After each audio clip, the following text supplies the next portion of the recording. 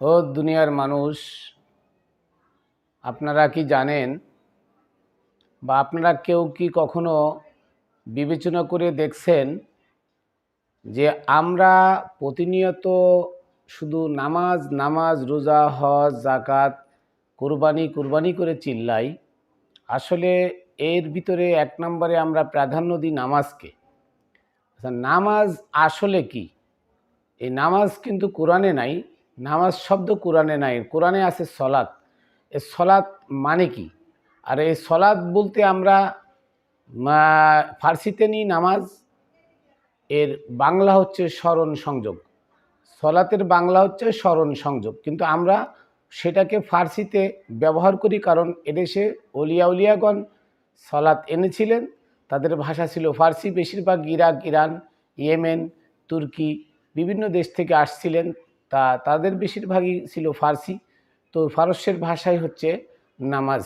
নামাজের বাংলা হচ্ছে স্মরণ সংযোগ। আচ্ছা, এই নামাজ বলতে আমরা বুঝি কি? সাধারণত আমরা বুঝি যে উজু করে পবিত্রতা অর্জন করে দাড়ি টুপি জুব্বা লাগিয়ে মসজিদে গিয়ে পশ্চিম দিকে সেজদা করার নাম নামাজ, যেখানে রুকু আছে, সেজদা আছে। আচ্ছা, এবার বলেন তো, যে নামাজ বলতে যদি রুকু সেজদা উজু করে মসজিদে গিয়ে পশ্চিম দিকে ইমামের পিছনে দাঁড়ায় মানে আনুষ্ঠানিকতার সাথে আদায় করার নাম যদি নামাজ হয়, তাহলে আপনার নামাজ তিন প্রকার হয় কেন? নামাজ তিন প্রকার কেমন? দুই ঈদে নামাজ ভিন্ন রকম। তাকবীর আল্লাহু আকবার বলে নিয়াত বানলে একবার হয়, আবার রুকুতে যাওয়ার আগে তাকবীর, সিজদায় মানে রুকু থেকে উঠিয়ে তাকবীর। এই যে তাকবীর দিয়ে নামাজ পড়া হয় বালতি, এই তাকবীরগুলো কেন দেয়, কি কারণে দেয়? আবার এটাকে নামাজ কেন বলা হয়? আবার দেখেন, জানাজা, একটা মানুষ মরে গেলে সবাই মিলিত হয়ে একতাবদ্ধ হয়ে জামাতে আমরা আবার খাড়ায় খাড়ায় রুকু সিজদা না বাদ মানে বাদ দিয়ে খাড়ায় খাড়ায় নামাজ পড়ি, এটাকেও বলা হয় কি? নামাজ। আসলে কি এটা নামাজ? এই ব্যাপারে আমাদের আসলে জানা উচিত, এটা আমাদেরকে জানা উচিত। একটা জিনিস দেখেন, আমি এক মোল্লাকে জিজ্ঞেস করেছিলাম যে নামাজ যে করেন, আসলে নামাজটা কি? কেউ মসজিদে 5 ওয়াক্ত নামাজ পড়তে বলছে আল্লাহ কোরআনে। আমি কোথায় আছে দেখান, সে দেখাতে পারে নাই। সে যে আয়াতগুলো আছে এই আয়াতগুলোতে আল্লাহকে স্মরণ করতে বলেছে। আল্লাহকে জোহরের নামাজ মানে জোহরের সূর্য হেলে পড়ার পর থেকে গভীর রাত এমনকি ফজর পর্যন্ত একাধারে ইবাদত করতে বলেছে। এর ভিতরে কোনো নাই, মানে একেবারে কায়েমি সালাত, একেবারে ফজর পর্যন্ত। আচ্ছা, তাহলে এখানে তো রক্তের কোনো নাই, কথা নাই। সূরা রুমের 17 নম্বর 18 নম্বর আয়াতে আছে, সকাল সন্ধ্যা এবং দুপুরে আল্লাহ জিকির করো। আর জিকির আর নামাজ তো এক না। এবার দেখেন, সূরা হুদের 114 নম্বরে আছে, তোমরা সকাল সন্ধ্যা দুপুর কি করো? সালাত কায়েম করো। সকাল সন্ধ্যা দুপুর সালাত কায়েম করো। সালাত কায়েম আর নামাজ পড়া, সালাত পড়া, নামাজ পড়া, এটা কি এক? কখনো নয়।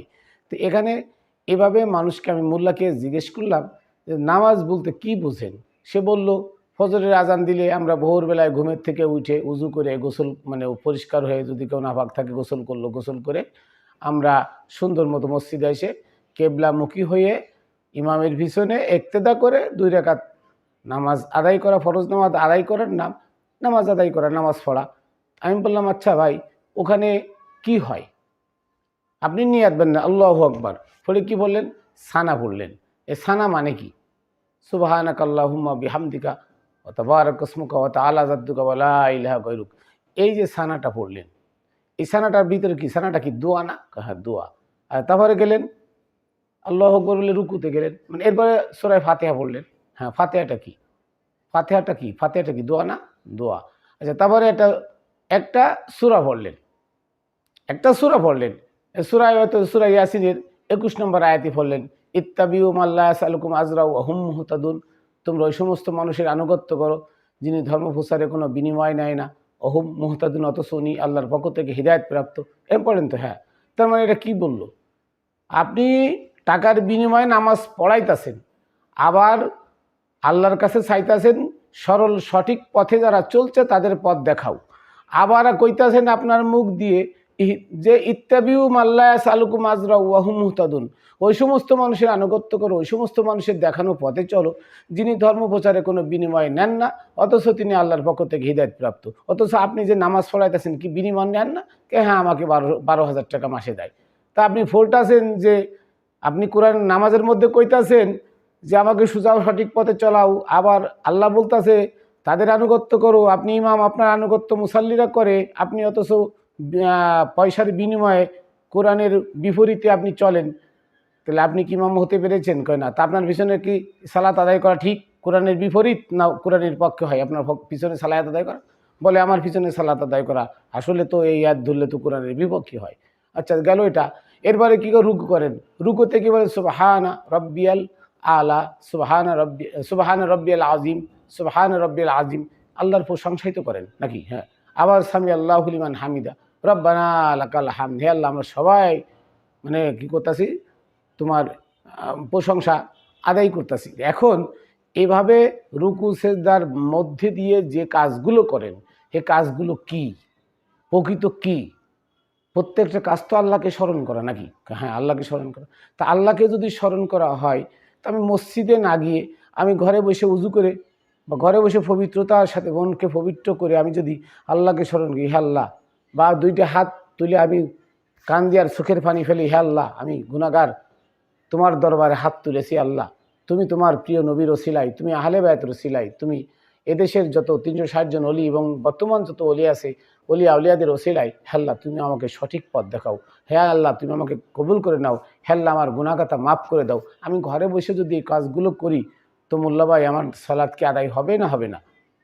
উনি বললেন নিশ্চয়ই এটাই তো সালাত।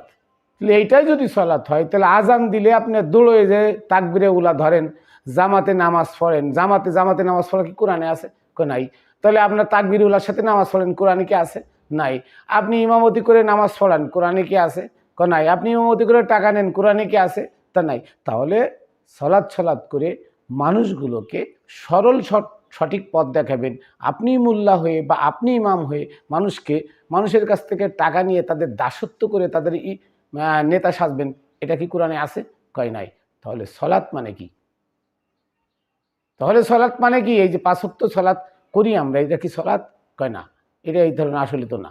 তাহলে আমরা যে সলাৎ করি এ সলাৎ আসলে সলাৎ না, এই নামাজ আসলে নামাজ না। উদউনি আস্তাজিব লাকুম, তোমরা একা হয়ে আমাকে ডাকো, আমি তোমাদের ডাকে সাড়া দিব। কে বলছেন? আল্লাহ কোরআনে বলছেন উদউনি আস্তাজিব লাকুম, তোমরা কি করো? একা হয়ে আমাকে ডাকো, আমি তোমাদের ডাকে সাড়া দেব। কিন্তু আমরা কি তাই করছি? আমরা তো তাই করি না। আমরা কি করছি? দলবদ্ধভাবে আল্লাহরে ডাকছি। আল্লাহ কি বলছে কোরআনে যে তোমরা একতাবদ্ধ হয়ে আমাকে ডাকো? আল্লাহ কিন্তু তা বলে নাই।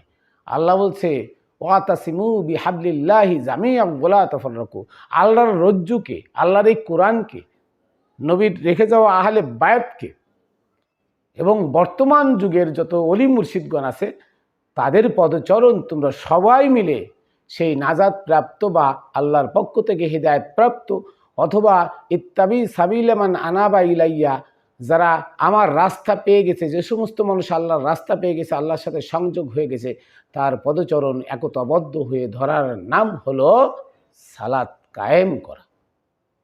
এটার নাম হলো আপনার অরিজিনাল সালাত কায়েম করা, সরল সঠিক পথের দিশা পাওয়া। এখন আমি এইটা না করে একতাবদ্ধ হয়ে মসজিদে যে ডাকতাছি আর বেরোয় মনে করতেছি 70টা হুর তো পায়ে যাবো, বউ 5টা আছে তাতে কি, 4টা আছে ওতে কি, সমস্যা নেই, 70টা হুর তো পাবোই, হ্যাঁ বেশ তো পাওয়া যাবে, দুনিয়ার থেকে বড় বেশ তো। আবার খাইতাছি সুদের টাকা, আবার খাইতাছি ঘুষের টাকা, আবার করতেছি জিনা বেবিচারি, আবার পরের হক সগলখড়ি করে মেরে খাইতেছি, কিন্তু নিজেকে মুসলমান দাবি করি, ইমানদার দাবি করি, নিজেকে মুসাল্লি দাবি করি, মুসাল্লি। আর এই মুসাল্লিরাই জাহান্নামী, এই রোজাদাররাই জাহান্নামী, এই হজ কুরবানি করা লোকগুলোই জাহান্নামী। কেন? কারণ তারা প্রকৃত কোরআনের সালাত, কোরআনের নামাজ যেটা সেটা তারা আদায় করছে না।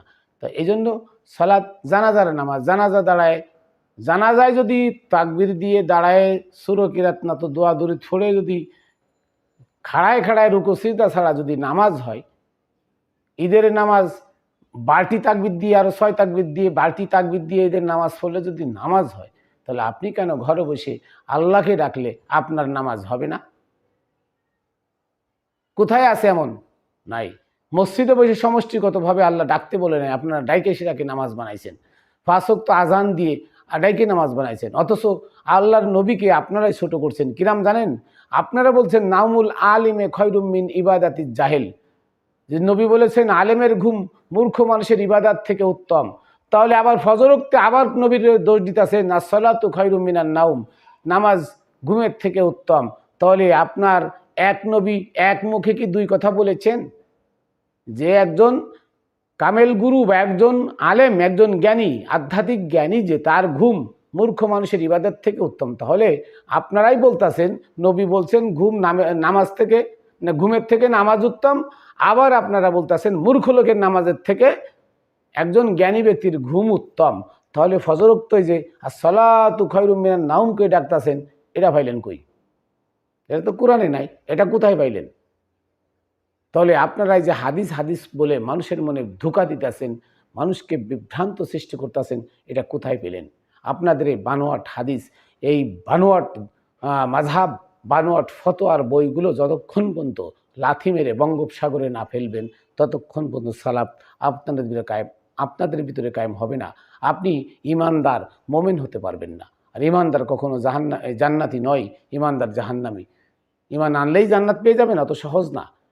একজন হিন্দু লোক, সেও ঈশ্বরকে মানে, আল্লাহকে মানে, গডকে মানে, শ্রীকৃষ্ণকে মানে, সে আসমানি কিতাব মানে, সে সব মানে, কিন্তু কামেল গুরুর কাছে গিয়ে নিজে আত্মসমর্পণ করে নাই, সে কিন্তু মুসলমান হতে পারে নাই।